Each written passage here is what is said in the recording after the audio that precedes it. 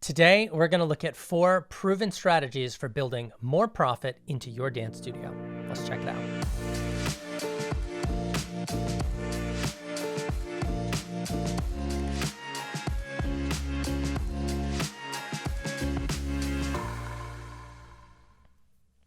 Well, hey there, my name is Bryce Conlon, and today I'm going to talk you through 4 proven strategies to create bigger profit. But what is profit exactly? Well, there's a difference between profit and revenue.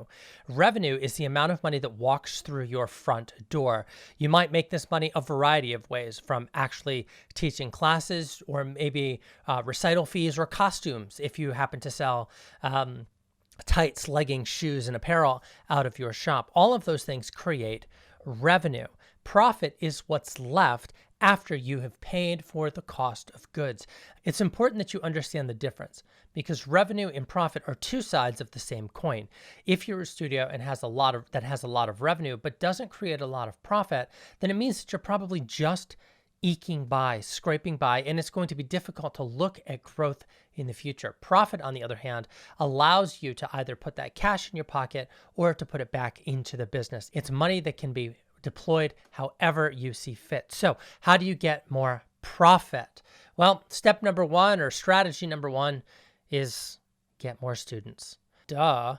Getting more students, of course, makes sense from a revenue standpoint. If you have more students coming through the door, then you have more revenue coming through the door. But it's equally important to realize that more students equals more profit, because regardless of whether you own your building or are renting your space, you are paying for a physical location where you host your students and teach your classes. That means that you're paying for that room or that building if you have 1 student in the class, or if you have 20 students in the class. The difference is how much you bring in relative to what you have to spend to actually offer your classes. One way you can get more students is to take students year-round. A lot of studios will cut off enrollment at the end of January or beginning of February to focus on recital and to begin to prepare the kids that they have for the upcoming show. The problem with this is that it means that there's roughly 4 months at the end of winter and the early spring where you're not taking on new students. You already know that summer is rough for most studios. Those are considered the lean months. And so really what that means is that the bulk of your business and all of your revenue has to be earned between September and January. Find a way to take students year round. You can also focus your effort on building a referral program to keep more students coming in, or use paid advertising on Facebook, YouTube, or Google. But if you're going to use paid marketing, you need to know strategy number 2, and that is reduce your cost to acquire. The bottom line is every student costs something to acquire them, to get them coming in. Whether that is an investment of time or money, that is up to you. For example, hanging up flyers around town in the local coffee shop that advertise your business costs money and time, because you have to print them and then take the time to go and hang them. Similarly, there's a social expenditure when one of your parents introduces you to another one of their parents. They are spending social capital. In the same way, when it comes to actually using pay-per-click, it is so important that you understand how much a student costs and what they're worth to you long term. If a student is worth $50 to you every single month, would you spend $100 to acquire them? The quick answer says no, because you're losing money on it. But if you know that your studio is great at retaining students for a year, then that student isn't worth $50 a month. They're worth $500 a year.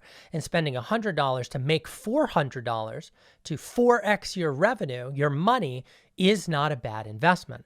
But this has to be done on a case-by-case basis, because every studio is different. And this is where working with a professional team like our team at Dance Motion Marketing can really go a long way, because in reducing your cost to acquire 1 new student. The third strategy to build bigger profits into your studio is to double down on retention.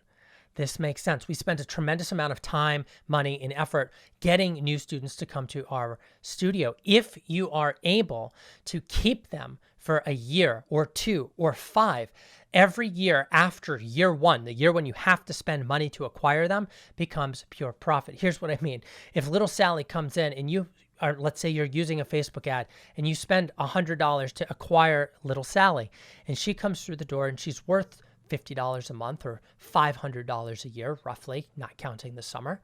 If they only stay for 1 month, then you're out of pocket $50. If they stay for 2 months, you don't make anything, but you didn't lose anything either.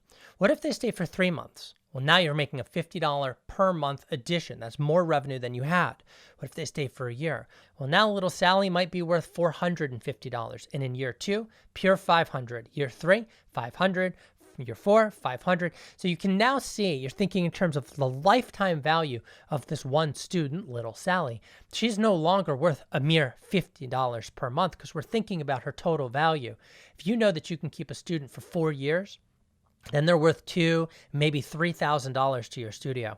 And that is a very different value proposition when it comes to answering the question, how much am I willing to spend to acquire this new customer? The fourth and final thing that we'll talk about today is to do what no one else can or will do. This is the bow that kind of ties everything else together.